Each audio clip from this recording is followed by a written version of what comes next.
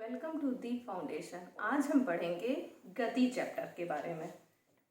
गति, आपने देखा होगा कोई गाड़ी खड़ी हुई है, ठीक है, तो हम क्या कहेंगे, गाड़ी रुकी हुई है या चल रही है। विरामावस्था और गति की अवस्था, ये दो अवस्थाएं होती हैं, ठीक। यदि कोई भी वस्तु या व्यक्ति अपने आसपास के परिवेश के सापेक्ष गति की अवस्था में है तो हम उसे क्या कहते हैं, गतिमान अवस्था या गति की अवस्था, ठीक है। और यदि क्या होता है, विराम अवस्था में क्या होता है, यदि किसी वस्तु की स्थिति उसके आसपास के पदार्थ या परिवेश के प्रति क्या हो, सापेक्ष, बदलती नहीं है तो उसे हम क्या कहते हैं, विरामावस्था। क्या कहते हैं, विरामावस्था, ठीक है। जैसे मेज पे रखी पुस्तक है ना, ये आपको बोर्ड दिख रहा है ना, ये दरवाजा, कमरे में लगा हुआ दरवाजा, खिड़की, सब कुछ क्या होता है, विरामावस्था में ही तो होता है या गति की अवस्था में होता है, क्योंकि वो आसपास के परिवेश के सापेक्ष क्या होता है, विराम अवस्था में होता है। तो एग्जाम्पल हमने क्या दिया है, जैसे मेज पे रखी हुई पुस्तक है ना, ये मार्कर अभी क्या है, विराम अवस्था में है ना, और अगर हम इसको ऐसे मोशन कराएंगे ना तो ये अब क्या हो गया, ये गति की अवस्था में आ गया, ठीक है। क्लियर हुआ। तो गति की अवस्था के एग्जाम्पल हमने क्या दिया, जैसे सड़क पे दौड़ती हुई कार, चलती हुई ट्रेन, हम चलते हुए, ठीक है, ये सारी चीजें, ठीक है। अब आ जाते हैं दूरी पे। दूरी क्या होती है, हम यहां से चले, हम लखनऊ से चले, धीरे धीरे धीरे धीरे चलते चलते पहुंच गए बाराबंकी, ठीक। अब क्या होगा कि लखनऊ से बाराबंकी तक का सफर हमने तय किया, उसके बाद हम फिर बाराबंकी में मन नहीं लगा, फिर हम उल्टा घूमे और फिर से पहुंच गए लखनऊ, ठीक। तो दूरी क्या होती है, हमारे द्वारा जितना पथ तय किया गया होता है, जैसे लखनऊ से आए बाराबंकी और बाराबंकी से फिर गए लखनऊ, तो क्या हुआ, लखनऊ से बाराबंकी तक की डिस्टेंस, वो पूरा पथ की लंबाई, और फिर बाराबंकी से लखनऊ वो भी जुड़ेगी, तो दोनों क्या हो जाएगी, डबल हो जाएगा, है ना। तो ये क्या होगी, हमारे द्वारा तय किए गए पथ की कुल लंबाई को हम क्या कहते हैं, दूरी कहते हैं, ठीक है। विस्थापन पे आ जाते हैं। विस्थापन क्या होता है, किसी निश्चित दिशा में गतिशील वस्तु द्वारा प्रारंभिक व अंतिम स्थितियों के बीच की न्यूनतम दूरी को क्या कहते हैं, विस्थापन। जैसे हमने अभी एग्जांपल दिया, हमने लखनऊ से अपनी जर्नी स्टार्ट की, ठीक है, फिर क्या हुआ, लखनऊ में अपने घर से जर्नी हमने स्टार्ट की, ठीक। तो चलते चलते हम बाराबंकी गए, फिर बाराबंकी से फिर जर्नी करके उसके बाद फिर हम लखनऊ में अपने घर पे आ गए, उसी जगह पे जहां से हमने स्टार्ट किया था। तो हमारी दूरी क्या हुई, लखनऊ से बाराबंकी पूरा नापा और फिर बाराबंकी से लखनऊ अपने घर तक पूरा नापा, ये क्या हो गई, हमारी दूरी हो गई। और विस्थापन कितना हुआ, शून्य। विस्थापन क्या हुआ, शून्य, क्योंकि प्रारंभिक स्थिति क्या थी, प्रारंभिक स्थिति भी थी हमारा घर और अंतिम स्थिति भी क्या है, हमारा घर। तो हम पहले भी हमारे घर पे ही थे जब शुरू किया था, और जब हमने अपनी जर्नी खत्म की तब भी हम कहाँ हैं, अपने घर पे ही हैं, ठीक है। तो क्या होती है, प्रारंभिक स्थिति अंतिम स्थिति के बीच की जो न्यूनतम दूरी होती है वो क्या कहलाती है, विस्थापन। क्या कहलाती है, विस्थापन, ठीक है। तो विरामावस्था समझ में आया सबको। यदि किसी वस्तु की स्थिति उसके आसपास के पदार्थ के परिवेश के सापेक्ष क्या होती है, बदलती नहीं है, तो उसे हम क्या कहते हैं, विरामावस्था, ठीक। जैसे मेज पे रखी हुई पुस्तक, मेज पे रखी हुई डस्टर, चौक, कुछ भी, ठीक है। गति की अवस्था क्या होती है, यदि किसी वस्तु की स्थिति उसके आसपास के परिवेश के सापेक्ष बदल रही हो लगातार, तो उसे हम क्या कहेंगे, गति की अवस्था कहेंगे, ठीक है। जैसे फुटबॉल है ना, रखी हुई है तब तो वो कैसी है, विराम अवस्था में, लेकिन अगर हमने फुटबॉल पे मार दिया, पैर धक्का मारा उसको, है ना, या फेंक दिया, तो क्या होगा, तब क्या होगा, वो हमें कैसे दिखाई पड़ रही है, चलती हुई ना, चलती हुई दिखाई पड़ रही है, तो वो क्या हो गई, गति की अवस्था में आ गई, और धीरे धीरे उसकी गति कम होते होते क्या होगी, धीरे धीरे उसकी स्पीड कम हो जाएगी और वो रुक जाएगी। दोबारा से वो कैसी हमको दिखेगी, रुकी हुई। आसपास के जितने भी लोग हैं उनको वो रुकी हुई दिखाई देगी ना, तो उसको हम क्या कहेंगे, विराम अवस्था।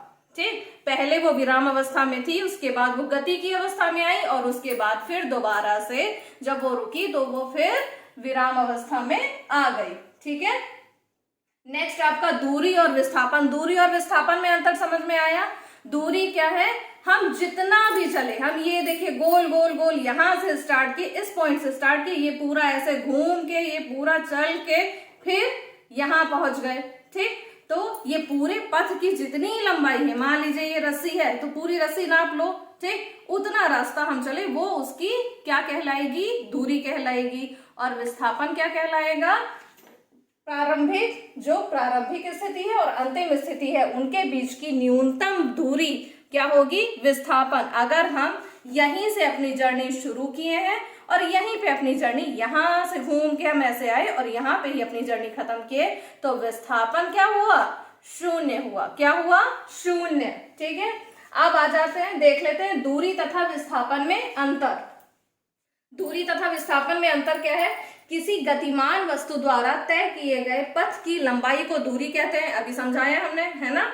विस्थापन क्या होता है, किसी निश्चित दिशा में गतिशील वस्तु द्वारा प्रारंभिक व अंतिम स्थितियों के बीच की न्यूनतम दूरी को हम क्या कहते हैं, विस्थापन कहते हैं। ठीक है, अब दूरी कैसी है, दूरी एक अदिश राशि है। कैसी राशि है, अदिश। अदिश राशि क्या होती है, अदिश राशि वो होती है जो जिनमें क्या होता है, जिनको व्यक्त करने के लिए परिमाण की आवश्यकता होती है परंतु दिशा की नहीं। और विस्थापन क्या है, विस्थापन है एक सदिश राशि। सदिश राशि मतलब इसको व्यक्त करने के लिए परिमाण के साथ साथ दिशा की भी आवश्यकता होती है। ठीक है, यहाँ पे हमने ना देखे बताया है ना, किसी निश्चित दिशा में गतिशील वस्तु द्वारा प्रारंभिक व अंतिम स्थितियों के बीच की न्यूनतम दूरी को हम विस्थापन कहते हैं। ठीक है, अदिश राशि और अदिश राशि और सदिश राशि, इन पे एक वीडियो हमने बनाया है, आप लिंक पे जाकर उसको देख सकते हैं, समझ सकते हैं। ठीक है, किसी गतिशील वस्तु द्वारा तय की गई दूरी सदैव धनात्मक होती है। अरे जब पूरा चलेंगे तो क्या होगा, धनात्मक ही तो होगी, ये शून्य कभी नहीं हो सकती। कुछ तो चले, अगर आप गति कर रहे हैं मतलब आप थोड़ा तो चल रहे हैं। ठीक है, चाहे आप एक कदम ही बढ़ाएं तो एक कदम क्या होगा, पॉजिटिव ही तो होगा, नेगेटिव नहीं होगा। ठीक है, मान लीजिए हम ए बिंदु पे थे, ठीक, यहाँ पर थे, ठीक, और ये देखिए हमने ये पूरा पथ बनाया है, पूरा रास्ता बनाया है, एरो से आपको दिख रहा है, ठीक, और हम पहुंच गए बी पे। तो हम ये पूरे पथ की लंबाई कैलकुलेट कर लेंगे, कुल लंबाई क्या होगी, दूरी होगी। ठीक है, समझ में आई बात। अब इधर आ जाइए, विस्थापन।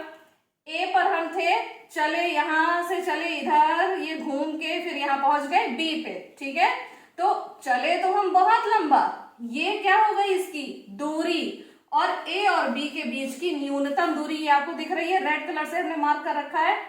ए और बी की न्यूनतम दूरी, ये वाली न्यूनतम दूरी ही क्या कहलाती है, विस्थापन। क्या कहलाती है, विस्थापन। ठीक है, नेक्स्ट पॉइंट, चाल तथा वेग में अंतर।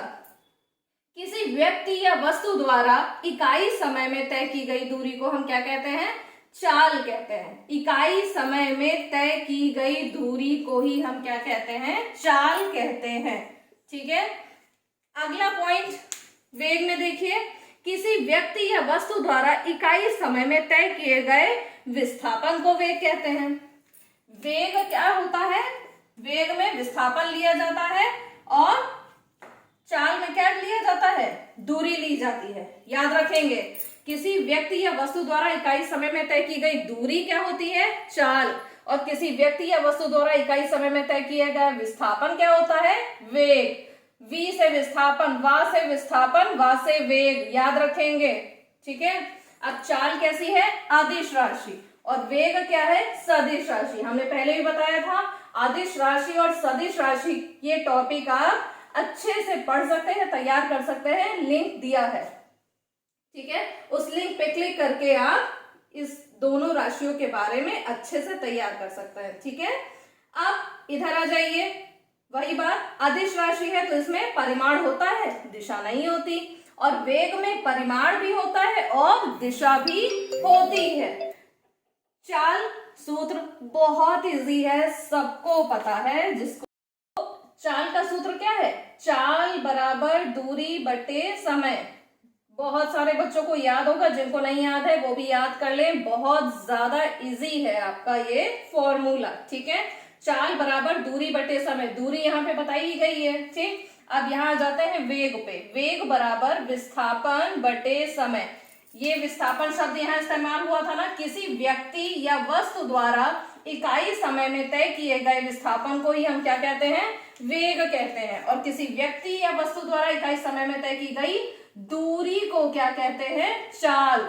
विस्थापन इकाई समय में तय किया गया विस्थापन, वेग इकाई समय में तय किया गया दूरी, चाल, ठीक है। याद रखेंगे, वा से विस्थापन, वा से वेग, याद रखेंगे इस ट्रिक से, ठीक है। समझ में आया बच्चों? इसके आगे का पढ़ेंगे हम नेक्स्ट वीडियो में। अगर आपको वीडियो पसंद आया हो तो चैनल को सब्सक्राइब करें, वीडियो को लाइक करें। इस तरह की और वीडियोस या प्रेफरेंस पे आपको जो भी वीडियो, जो भी टॉपिक आपको समझना है, आप कमेंट सेक्शन में कमेंट करके मुझे बता सकते हैं।